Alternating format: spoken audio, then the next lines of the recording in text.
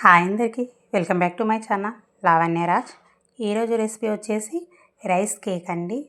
చాలా బాగుంటుందండి టేస్ట్ అయితే. నేనైతే ఫస్ట్ టైం చేశాను, యూట్యూబ్లో చూసి ట్రై చేశానండి. చాలా పర్ఫెక్ట్గా వచ్చింది ఫస్ట్ టైం చేసినా కూడా. టేస్ట్ అయితే చాలా బాగుందండి. మా హస్బెండ్కి అయితే బాగా నచ్చింది, 4 పీసెస్ తిన్నారు.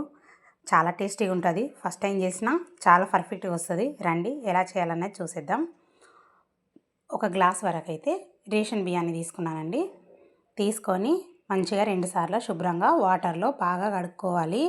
ఇట్లా రేషన్ బియ్యమే కాకుండా నార్మల్గా మనం డైలీ తినే రైస్ కూడా వేసుకోవచ్చు. నేనైతే రేషన్ బియ్యం తీసుకున్నాను. ఇలా 2 సార్లు చేయితో ఇలా బాగా పిసుక్కుంటూ బాగా శుభ్రంగా కడిగేసుకోవాలండి బియ్యాన్ని. కడిగేసుకొని దీంట్లోకి వాటర్ వేసుకొని ఒక 3 గంటల వరకు అయితే ఈ రైస్ని నానబెట్టుకోవాలి.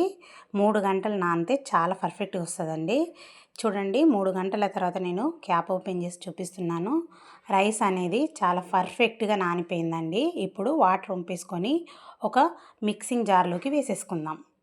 ఇప్పుడు ఒక గ్లాస్ వరకు దొడ్డటుకులను తీసుకొని 2 సార్లు శుభ్రంగా కడుక్కుందాం. కడిగేసి పక్కకు పెట్టేసుకుందాం. ఇప్పుడు మిక్సింగ్ జార్లోకి 2 యాలకులు, అలాగే 1 కప్పు వరకు పచ్చి కొబ్బరి తురుము, అలాగే మనం కడిగి పెట్టుకున్న దొడ్డటుకులను కూడా వేసేసుకుందాం.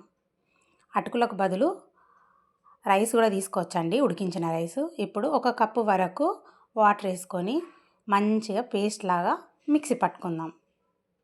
చూడండి, ఇలా చక్కగా మిక్సీ పట్టుకోవాలండి, పేస్ట్ లాగా అవ్వాలి.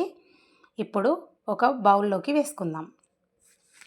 వేసుకొని చూడండి, నేను చూపిస్తున్నాను కదా, ఇలా మెత్తగా పేస్ట్ లాగా పట్టుకోవాలి. ఇప్పుడు స్టవ్ పైన ఒక బాండి పెట్టుకొని 1.5 కప్పుల వరకు అయితే బెల్లం తీసుకొని 1 కప్పు వరకు వాటర్ వేసుకుందాం. మంచిగా ఈ బెల్లాన్ని కరిగించుకుందాం. బెల్లం కరిగి పాకం ఏం రావాల్సిన అవసరం లేదండి, బెల్లం కరిగితే సరిపోతుంది. ఇప్పుడు బెల్లం అనేది కరిగిపోయింది కదా, స్టవ్ ఆఫ్ చేసుకొని ఒక 5 నిమిషాలు చల్లారనిద్దాం. ఇప్పుడు చల్లారిన తర్వాత మనం రెడీ చేసి పెట్టుకున్న పేస్ట్లోకి ఈ బెల్లం వాటర్ కూడా వేసేసుకుందాం. వేసేసుకొని మొత్తం బాగా కలిసేలాగా ఇలా కలుపుకుందాం. చూడండి, ఇలా కలిసిపోయింది కదా.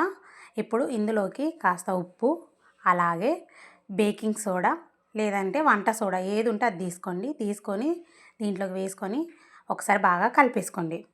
కలిపేసి పక్కకు పెట్టేసుకుందాం. ఇప్పుడు ఒక మందపాటి గిన్నె అయినా, మీ దగ్గర ఏది ఉన్నా, కుక్కర్ ఉన్నా, ఏది ఉన్నా కాస్త మందంగా ఉన్న పాత్రను తీసుకొని స్టవ్ పైన పెట్టేసుకొని నెయ్యి వేసుకుందాం. నెయ్యి వేడెక్కిన తర్వాత పచ్చి కొబ్బరి ముక్కలు లేదంటే ఎండు కొబ్బరి ముక్కలు అయితే చాలా టేస్టీగా ఉంటాయండి. నా దగ్గర లేకుండా నేను పచ్చి కొబ్బరి వేసుకున్నాను. వేగిన తర్వాత ఇప్పుడు మనం రెడీ చేసి పెట్టుకున్న బ్యాటర్ మొత్తం దీంట్లోకి వేసేసుకుందాం.